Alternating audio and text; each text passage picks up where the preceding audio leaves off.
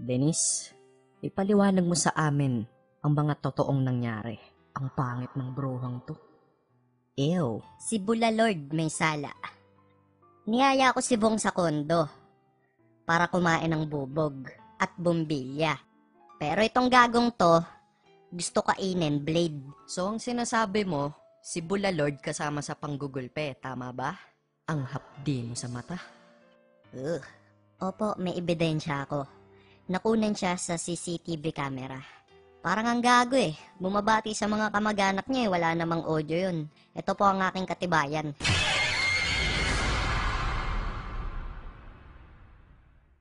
Nakita niyo naman po, di ba? Hunghang na lang ang magsasabi na edited yan. We, talaga lang ah. Baka naman ninanapolis mo lang kami.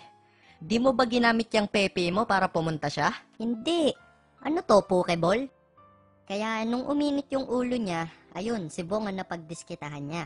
Kaya ako po, inosente at virgin. Joke! Ayan po mga kapuso, ang nakuha namin pahayag mula kay Cornejo. At ngayon naman, kukunin natin ang pahayag ni Bulalord.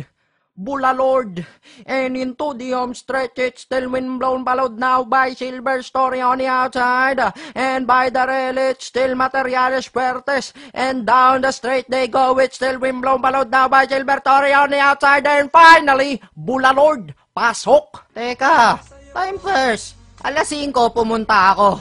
Pagdating ko, nakaload siya. Tapos, sabi ko, anong kabalbalan yan? Sinusulan mo ako para banatan si Bong? Easy. Pare, gagasain ako eh. Kalma. Tapos, susupsupin ako. Susupsupin ka, hindi ka papalag.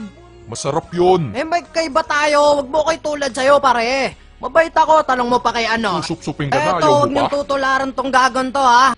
Baka sinungaling nung babae na yung pongkang, huwag niyo ako inaano rito ha, ano ha, ikaw mangas kay ano, ha, flip top na lang tayo ha, papatigimin kita ng mala impaktong lyrics.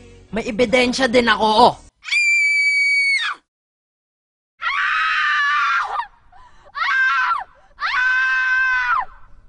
Bulalord, kung may problema ka sa akin, text mo lang ako sa Dennis Hotline. 0916-8488-9608.